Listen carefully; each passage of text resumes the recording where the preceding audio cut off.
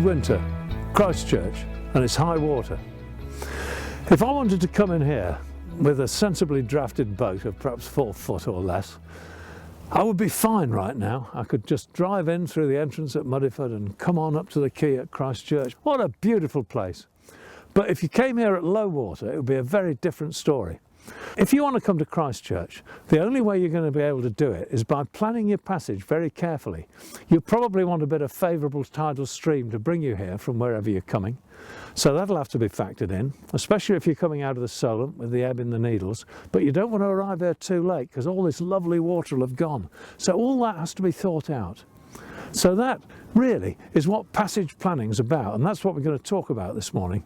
It's interesting that when I was a young sailor, I was self-taught, you see, and nobody told me that there was such a thing as passage planning.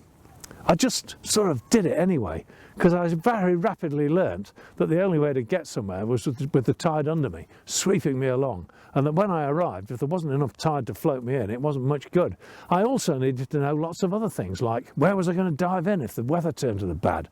What was the weather going to be? And was it going to bring me back the next day? All these things I used to think about.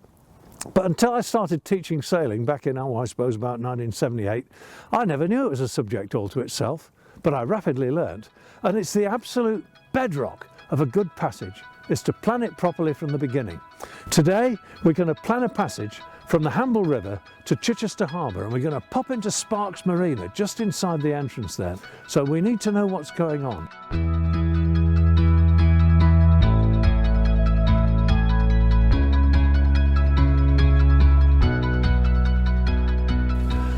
Well, here we are, back in the study. Jolly cold on the water, so it's nice to be in the warm at last. I've got a nice clean chart on the table here to talk about passage planning, and I've got more charts in the chart pack. I've got my trusty 2B pencil, I've got my notepad, I've got a pair of dividers, and I've got a chart plotter. That's really all I need. I'm just going to have a few words before we start planning a particular passage about passage planning in general, and I've got here a little crib sheet. This is essentially what you need and what you have to do when you're planning a passage. It's interesting that the MCA now insist that everybody who's going from one place to another plans the passage. If it's a long passage, and especially if it's a professional yacht, it's very sensible to write something down just in case anything happens and they want to know what you've been up to. If you're planning a passage for your private yacht and it's just a quick trip, I don't think you need to write everything down. You might choose to do so. It might make you more confident, and if you want to do that, brilliant, good for you. But if it's a passage you make frequently, you still have to plan it, but it'll probably all be up here. And you'll be able to tell somebody if they ask you. So that's the main thing. So here's the passage planning checklist. First off, charts. Now then, I think you want paper charts for this job. It's all very nice having a bulkhead plotter, but all the zooming and panning that has to go on causes all sorts of problems, quite honestly. And a paper chart, you can see straight away what it is. We'll talk about that in a minute. So you've got to have charts. You need a chart for the passage, a chart for the beginning, and a chart for the end. And if there are any details on the way, it's nice to have a paper chart for that as well. If you haven't got them all, but you've got an overview paper chart and something to get you in and out, you can probably manage with your plotter. Next thing to do is look at the distances involved. See how far it is to where you want to go. Can you do it in one tide, or do you need more than one tide? Have a look at the weather. At some stage, you need to look at the weather forecast. The likelihood is you've looked at that beforehand and decided that you want to do the trip anyway. But do make sure that you've got not only the weather for the day of the passage, but perhaps if you're going to one place and you're going to stay overnight and moving on the next day, or perhaps coming home again, make sure you know what's going to happen tomorrow or even the next day, because there's one thing having a lovely sail down somewhere, but if you're going to get caught out down the tube, you don't want that. So think about the next day as well and make sure you've got the forecast. Tidal streams. Absolutely vital to get this one right. If you don't get the tidal streams right, you might as well stay at home if you're in home waters. Tidal stream of 2 knots with you. If you're doing 4 knots, means you're doing 6 knots over the ground. If it's against you, you're doing 2 knots over the ground. So look at it like that, make it work for you. So we look that up in the almanacs and make sure we've got it right, or as right as we can. Are there any tidal height issues? That's a nice question. Very often there aren't. But if the tide's going up and down and the harbour dries, or maybe it leaves a very shallow bar, then you need to know. And you've got to look that up as well, and do it before you start. The last thing you want to be doing is scratching around trying to work out a tidal height when you're on passage. You might be able to get it off the plotter if you've got one, and that's great, because for rough work the plotter's fine, but don't rely on it for anything if it's going to be a fine judgment, because I've got 3 plotters and they all give different answers. If it really matters, I work it out on paper. Then we plan a straight line route, see where we're going to go, see if there are any dangers along the way. And if I'm on a long passage and I'm passaging along the coast, I want to have a look at some alternative destinations. There's all sorts of good reasons for this. You might find when you're going along, oh, this is taking a long time, I'm getting fed up. Well, maybe the baby's crying. Maybe the weather's taken a nasty turn for the worse and you've had enough of it and you want to get out of it. Well, it helps a lot if you've planned any alternative destinations as you're going along. You know for a fact that you can get into this place at this state of tide, that it's not going to be a problem. Have that up your sleeve as well. Plot some waypoints if we want to do that. I plot my waypoints on the paper chart so I can see what's what. I generally don't bother to put them on the plotter. That might sound like heresy, but actually if you've got a plotter up and running, you can see what's going on, you can see where the boat is. If you've got your projected track running, which you should have, it'll put an arrow to where you're going next, and if perhaps you're going to one of the forts at the east side of the Solent, the arrow will be going there. You can see if it's crossing any dangers. What do you want a waypoint for? I don't know. But it's good to put them on the paper chart, because that's a reminder of what's going on. If you like to put them on the plotter and break off the distance as you're going, perfectly all right. No quarrel with that at all. Just do it. Next up is the pilot book. This is really critical if you're going into a place where you've never been before. The chart's all very well, but really the pilot book just puts flesh on the bones. It gives you all that you need to know. So have a look at the pilot book and see what it says. You might be able to get away with using an almanac, and some of the modern almanacs, I'm using the Cruising Almanac here at the moment. Very good publication, so is Reed's, but you can't really beat a pilot book when the push comes to shove. So have a look at what the pilot book says, and while you're doing it, prepare a pilotage plan for where you're going. You don't want to be scrabbling around with that at the last minute either. So long as you know what it's going to look like, you might want to make notes about that. Sometimes I do, or sometimes I just go in with the chart in front of me. But whatever it is, make sure you're ready and you're prepared.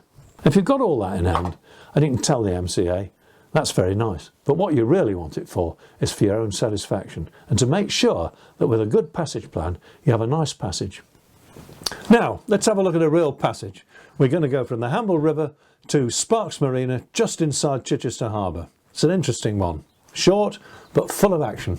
It's worth noting that wherever you're leaving from in the Hamble River, it's worth filling your tanks before you go. Make sure your water tank's full. You'll be fine if you're going to Sparks, but you might decide you want to anchor in Chichester instead, and it'd be lovely to have a shower and a nice big wash up or something in the morning after your bacon and egg breakfast. So make sure your water tanks are full, and particularly fill your diesel tanks, because Port Hamble's got a really good fuel berth. Everybody uses it in the Hamble River, and it's a cracker.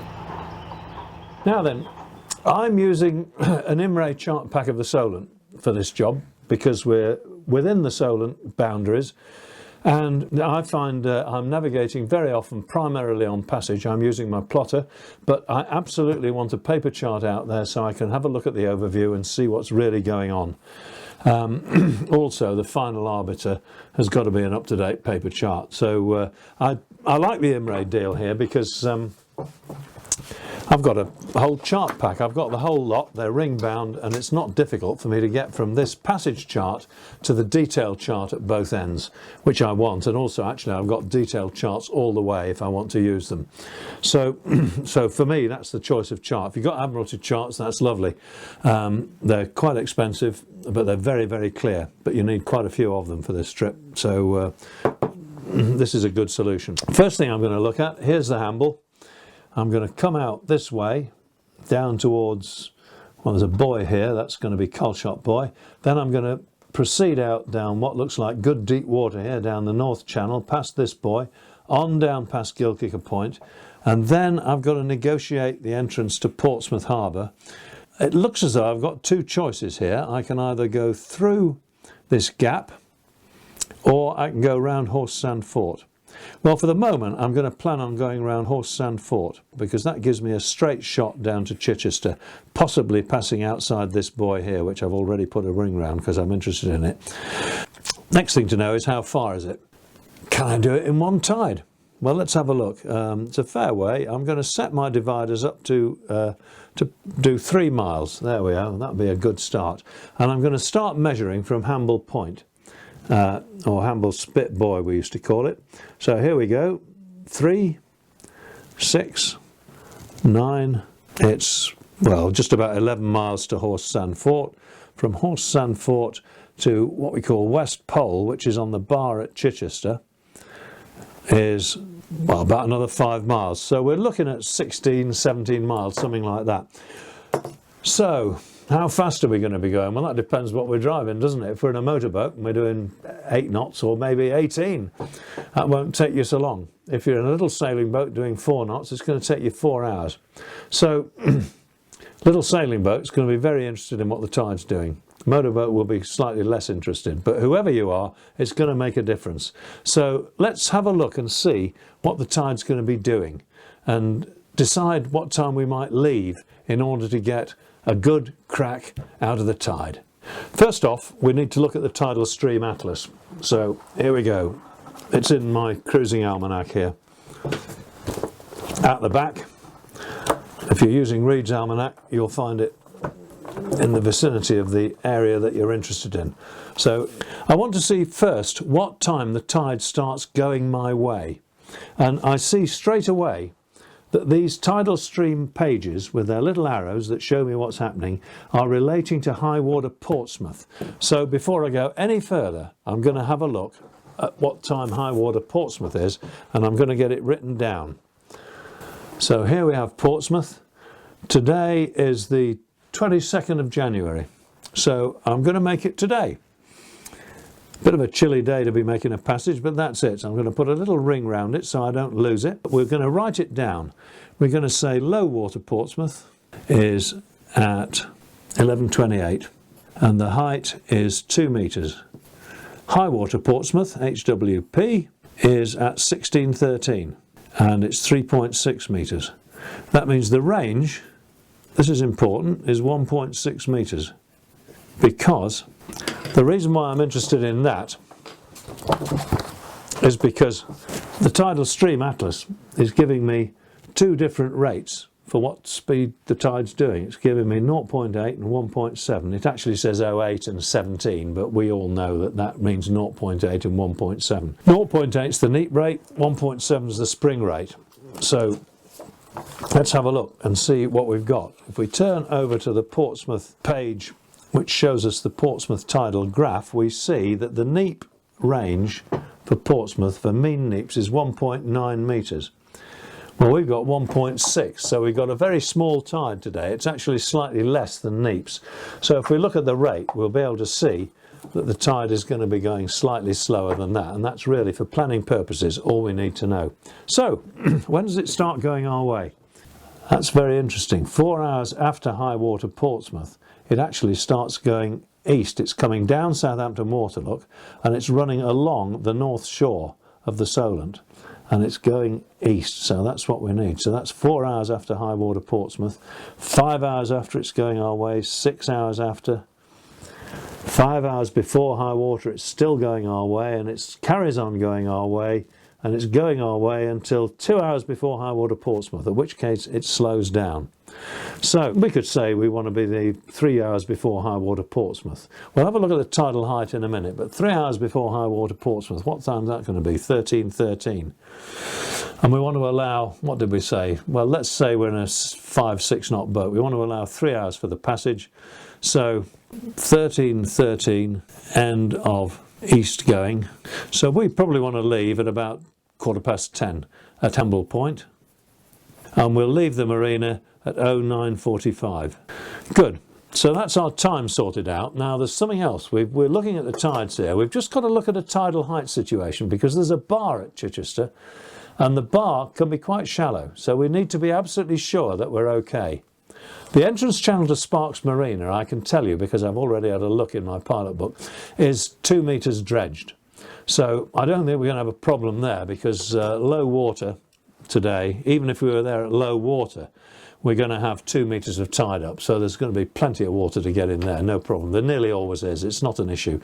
But Chichester Bar is interesting, so we'll have a look and see how much water's on Chichester Bar, and for that we need to look at the pilot book. This is the Shell Channel pilot, which has got the whole of England and France in it, and it's I write it myself actually, so I'm quite pleased with this. So here we go, Chichester Harbour. We've got a big page here showing Chichester Bar, but let's see what it actually says, because this is the best thing. Depths. Chichester Bar, like many others on this coast from here on eastwards, is subject to shoaling and general change as shingle shifts. Charts should therefore be read with caution and a sensible margin of safety applied. Well, that's really good advice, isn't it? Tide gauge on the West Pole beacon gives heights of tide, not depths on the bar. So that, again, is quite understandable when you realise that the actual depth on the bar is going to change. Now, it says here that the bar is dredged every 5 years or so to 1.5 metres. That's what we need to know, because what it means is today at low water there's going to be 3.5 metres of water. Now, the weather forecast is giving us southwesterlies about force 3 to 4. So that's not going to kick up much of a sea. So 3.5 metres on the bar is going to be absolutely fine. And remember that it's a rising tide anyway. The tide's coming up because we're going to be there in the early or middle afternoon, and high water's not till about 4:15. I've also had a look at the tidal heights for Chichester and see how they differ from Portsmouth, and the answer is very little. So for planning purposes we can put the two together, because we're not in any critical state of affairs here. We've got plenty of water, so that's good news. So away goes that one, and away goes, for the time being, the tidal streams. Well done, boys, good information. Now, I'm going to have a good look at the passage itself now. I come out of the Hamble to Hamble Spit Buoy, and then I need to know what's going to happen next. Well, I'm going to have to come down towards this buoy here. There's a detailed chart in here which I've had a look at. It's okay to come from Hamble Spit Buoy direct down to this one, which is called Colshot. So I'm going to put a waypoint just north of Colshot Buoy. From there, if I have a look on my straight edge, I see that if I steer straight from Colshot Buoy to a point just outside Horse Sand Fort, it'll probably clear all dangers, but it's taking me quite close to this shallow water here, which is going to be all right, because there's going to be, well, it says 1 metre, there's going to be 3 metres on it, but well, there's no need for it really. I think if we come down towards this North Channel buoy here and put another waypoint here or hereabouts, that will keep us clear of that. We're in deep water all the way, and from there we're going to go down to the vicinity of Horse Sand Fort. Again, this is well worth a waypoint at Horse Sand Fort.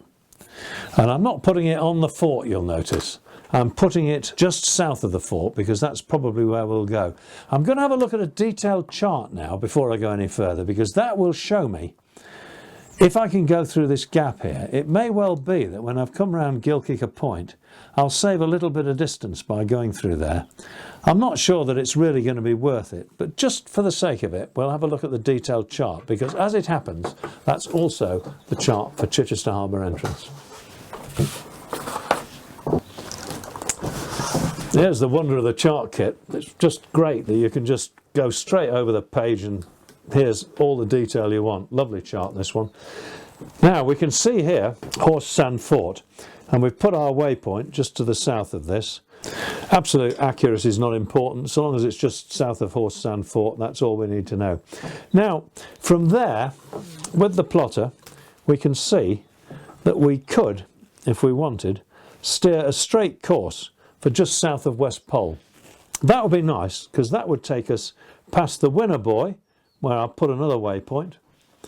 The Winner Buoy is south of some shoals here, which aren't going to be a problem today, because remember, we've got probably 3 metres of water up by now, to add to the charted depth of 1.8 if we end up going across there.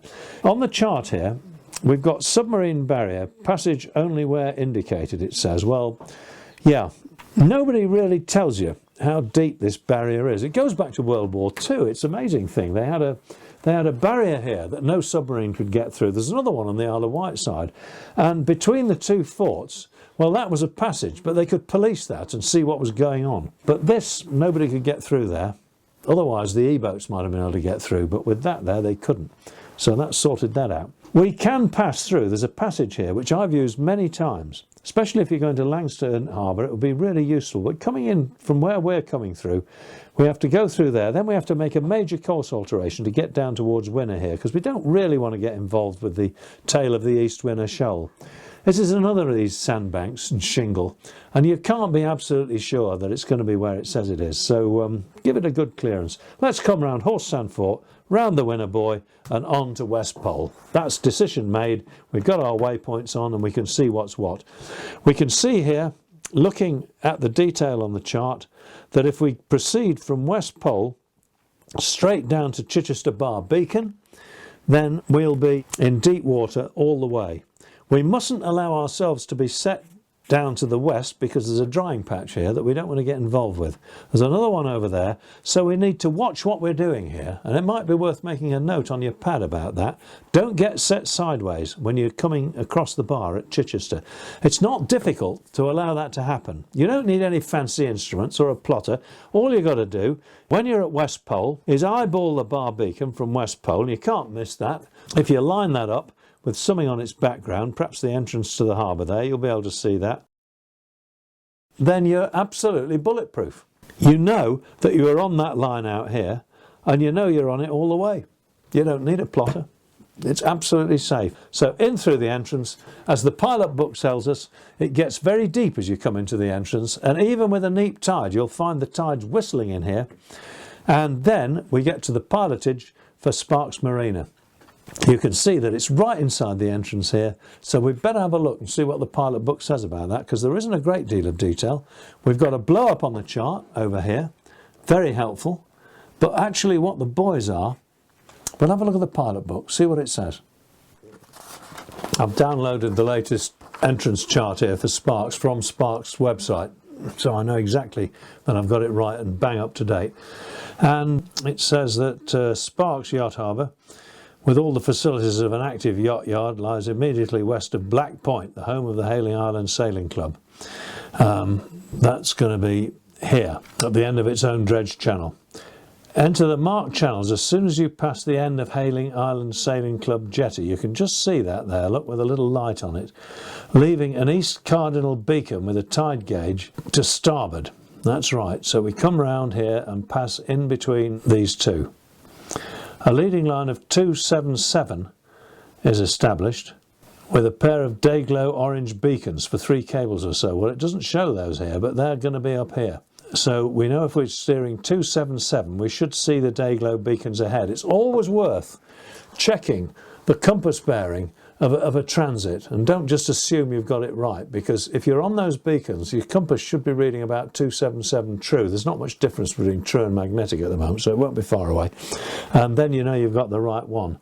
It tells us here that you're going to come down here past some moorings on a pontoon, and that when you get to the end of the pontoon there are some red topped beacons which lead into the marina, and inside the marina there's 2.5 metres on the berths at mean low water springs. So that's going to be heaps for us today, and essentially that's our passage planned. Because it's a short passage, I don't really think it's worth pre-planning where you're going to go if you don't enjoy yourself or you're not liking it. I mean, there's always Portsmouth Harbour you could duck into, and you'd really want to plan that. If you've never been in there before, there's a lot to do. The important thing really was to decide to go round Horse Sand Fort rather than through that gap. That was a good piece of planning to decide on that, and I think it was a good decision.